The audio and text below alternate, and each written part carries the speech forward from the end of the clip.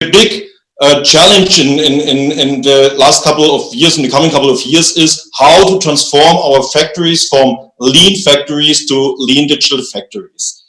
Looking at the transformation, here the sample from the plant in Erlangen. So we started very early implementing lean methodology, transformed the factory to a lean factory. And since a couple of years, we started to implement digitalization and flexible automation on top of the lean approach.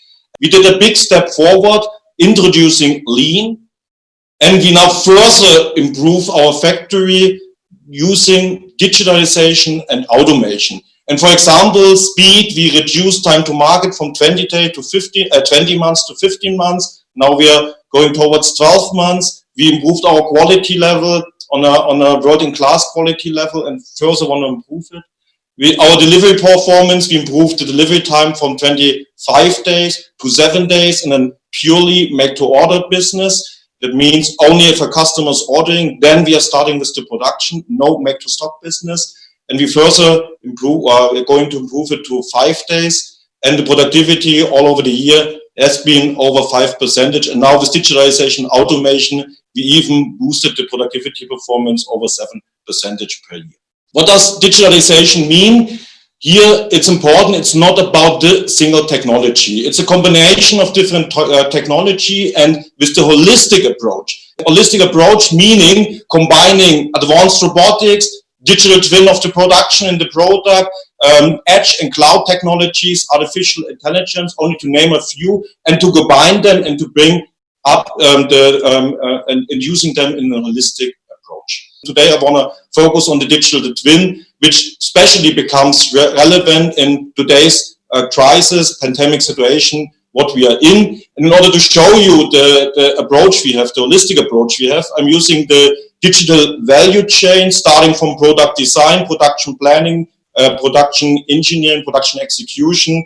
And here, as mentioned before, I will focus on the digital twin, not focusing now how we're using artificial intelligence, 3D printing, and so on to further boost our performance. I'm going to show you an example of a production line in Erlangen where we reduced the manual efforts by 80% using advanced robotics, modular automation. It all starts with the digital twin of product.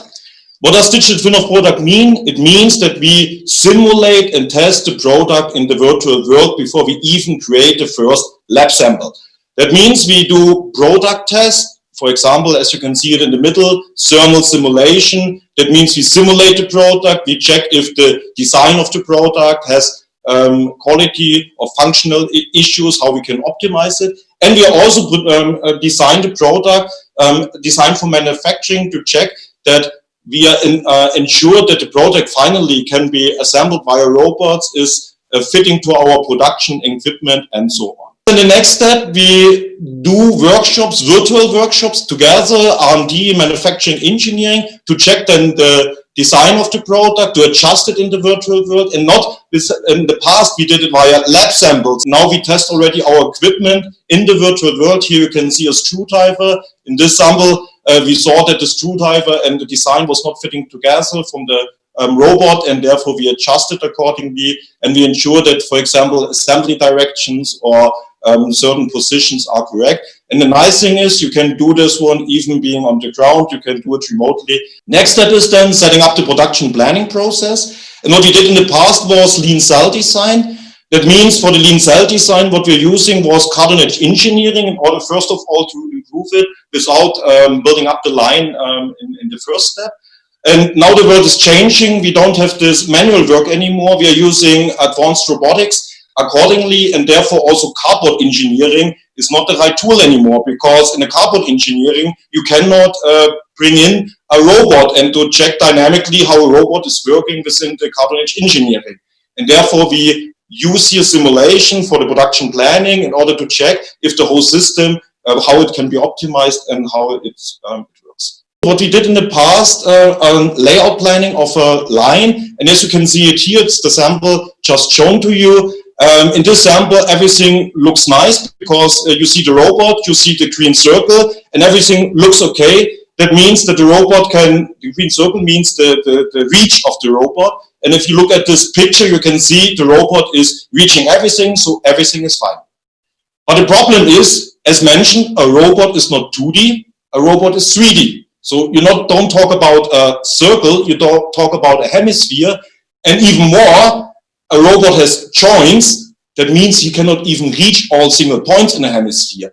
And therefore, if we would do it in that way, we would find out it's not working at all. And so what we are doing is simulation, 3D simulation, and we found out that this kind of layout, in 2D it was working, in 3D we found out that's... Now we're doing the same thing what you did in the past with cartonnage engineering. What we're doing is now in the virtual world adjusting the whole system and simulate the whole system to come here to an optimization, good balance system, a system which is finally working. And you can see here, instead of doing cartonnage engineering, we are doing the same approach then in the digital twin of production, adjusting accordingly the system, adjusting the layout. Finally, you can see the result out of the system. You see here now the simulation of the system, and the layout is looking totally different like before. We would never come to this kind of layout with a 2D planning, but with the simulation we found out how to, with the digital twin of production, how to do it technically wise, physical wise, but also from the balancing of the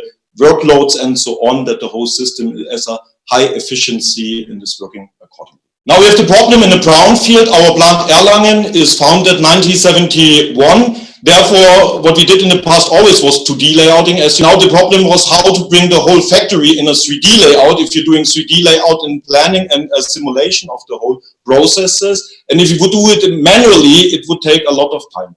And what we did is taking the technology, what you might know from Google. Google also got the 3D layout of the world using the Google Cars, Google Earth. And we did the same now in the factory and just scanned the factory with 3D laser scanning. And therefore, instead of using weeks and months, it took 2 days to get the whole brownfield factory as a 3D model. So what you can see here is after 2 shifts, using this laser scanning technology, we had the whole production, the whole factory with 1,200 people, 45,000 square meter. We had it as a 3D layout within our system. And why we're doing this one is because if you have now the 3D model, the planned production cell with the robotics, the next question is how it's fitting in your overall layout, how it's fitting in your material flow and so on. In the past, always a manufacturing engineer had to go to the production line, had to measure the height, the length, the width, and so on, in order to ensure that finally the system can be installed at that place. With the 3D scanning, we can do it directly in the virtual world, and even more, after we install the robot, we can even combine digital twin of the model with the real implementation situation. We can adjust accordingly. And why is this important? Because we are also doing virtual commissioning. That means directly programming the robot via simulation. And therefore, you have an offset in real world versus the digital world. And with the 3D scanning, we can adjust the offset accordingly. And we even use it then to, in this case, for example, to using our HEVs to simulate if the HEV can reach the position and can bring and connect material if the turn is enough and so on. And that's simulating then the real situation what we are